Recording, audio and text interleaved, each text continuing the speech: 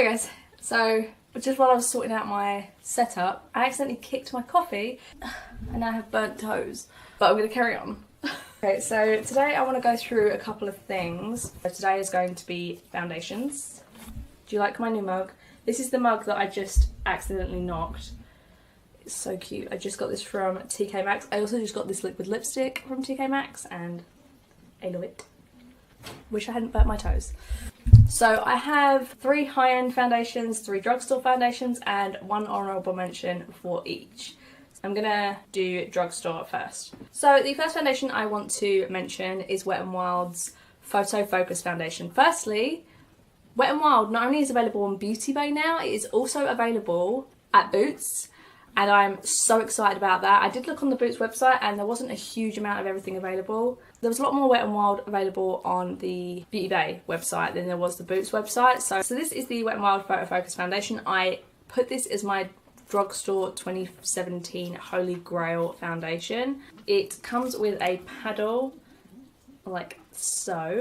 This is like a medium coverage and you can build it to full really easy. It's super layerable and I think it's really good foundation. Oily skin, it does break apart a little bit during the day. I still freaking love this. So a foundation that I have been stuck on, Catrice HD Liquid Coverage Foundation. So this is the Catrice foundation I'm talking about. It's got really popular all of a sudden all over YouTube because it is a dropper foundation.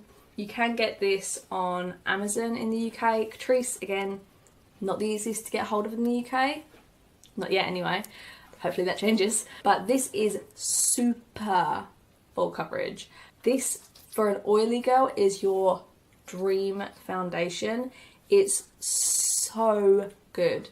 It's super mattifying. It doesn't go very light and it doesn't go very deep. That's something I don't love about this foundation. Even the Photofocus, I actually tweeted Wet n Wild because they showed their full range of Photofocus shades and I was like, you could maybe go a little bit deeper. Back to this. If you love full coverage and even if you have dry skin, I know Kathleen loves this foundation and this is one of my holy grails. So the foundation I'm wearing at the moment is the Colourpop No Filter foundation. Like I said, I'm wearing it right now. This is in, I didn't tell you any of my shades. The Wet n Wild foundation I'm in Shell Ivory. The Catrice foundation I'm in light beige, and the Colourpop I am in Fair 20, I want to say. So this comes with a pump and it is a lockable pump. It doesn't have a cap and the foundation kind of gets gooped up in here, so I have to kind of clean it up with my beauty blender. Oh, I didn't tell you what I like to use with these either. The Wet n Wild foundation I can use with a brush or a sponge. It's good with either. The Catrice Liquid Camouflage prefer with a brush. I think it gives you a lot more coverage. And this one I much prefer with a sponge. I do have to use quite a few pumps with this thing, but then I feel like I use a lot of foundation. Like a lot of foundation. Like I'll see someone be like, oh yeah, that's just 2 pumps. I use like 7 or 8. Like I use 2 pumps on maybe like that side of my face and then another 2 pumps there and then another 2 pumps there and then another 2 pumps for like here and then another pump for like my neck. So, you know, I use about 7 or 8 pumps. That's normal for me. But this has become very quickly one of my favourite foundations of all time. I still, like I said, love these ones, but there's something about this foundation. I do think it looks a little foundation-y, just a tiny bit. Like, it does look like you're wearing makeup, but I love the way that this makes my skin look. This is 25 millilitres. These 2 are both 30, I believe. Yeah, these 2 are both 30 millilitres, whereas this one's 25. So this one you get a little bit less. I will say I'm so excited to tell you that you no longer have to pay customs on Colourpop. Don't know when this changed. Wish I would have been told.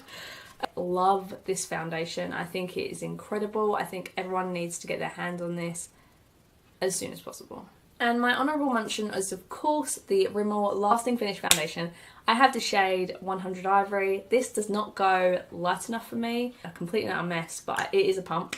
This does also not like click on, it just sort of, that can fall off, just so you know. This is another super full coverage foundation. I loved this for the longest time. I need to try it out again, I think. The only thing that puts me off about this is the shade, like it is a little bit dark for me. But I sort of get past it whenever I wear it because It's so good for oily skin. Really, really good for oily skin. Obviously, I have oily skin. These are the ones that I prefer. If you have dry skin or combo, I don't know how well this is going to work for you. But putting a moisturising primer on underneath will always help. Fluff everywhere. Okay, so now my top 3 high-end foundations. So I'm going to go over these first 2 really quickly because I already sort of went over them in another video, which I will link here. This is the CoverFX Power Play Foundation. I forgot how good this was. I haven't worn this since I was in Malaysia the second time, and I didn't bring it with me. Oh, I'm in shade P10, by the way. When I used it when I got back, I mean, I was pretty shine free for like 10 hours. It was only in like the last 2 hours that I started getting a tiny bit oily in my T-zone. The rest of my face was flawless. This is incredible for anyone with oily skin. I think this is so underrated. I feel like no one talked about it much, and no one still talks about it. No one talks about the concealer either. I haven't tried the concealer yet. I am dying to try that and the Jouer one.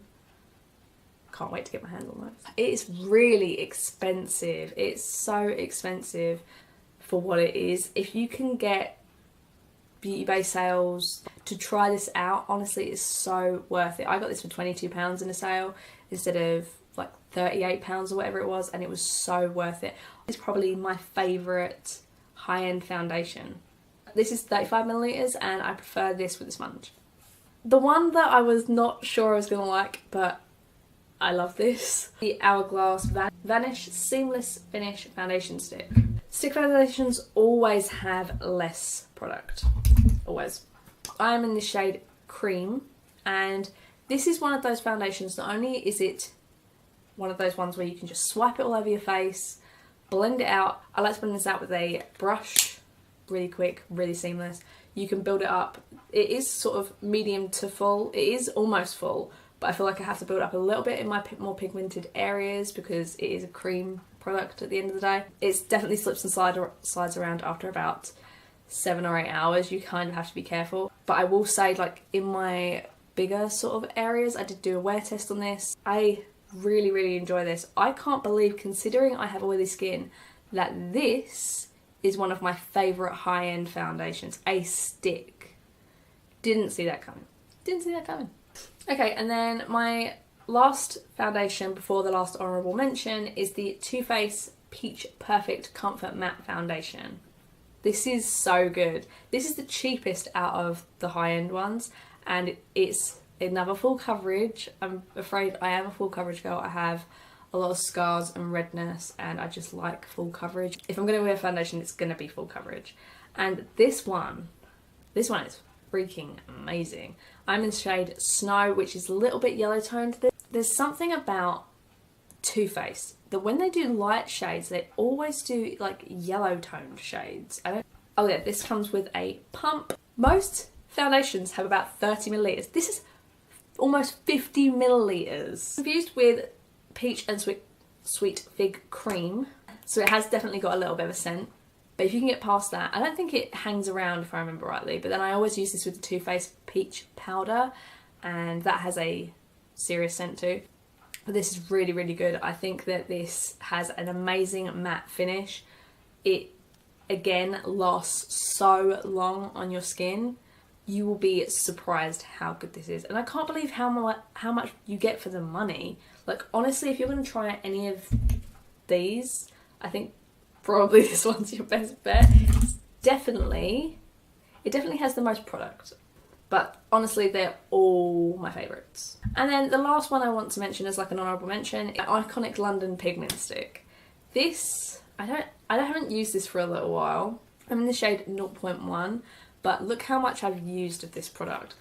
This was my favourite high-end foundation stick before I found this, and I kind of want to do like a comparison to see which one would actually work better on my oily skin, to see if this is worth the price compared to this, because I haven't used this for a long time, but I know that I love this thing. I think it works amazing. This, again, I prefer with a brush to a sponge. I prefer like all stick foundations with a brush.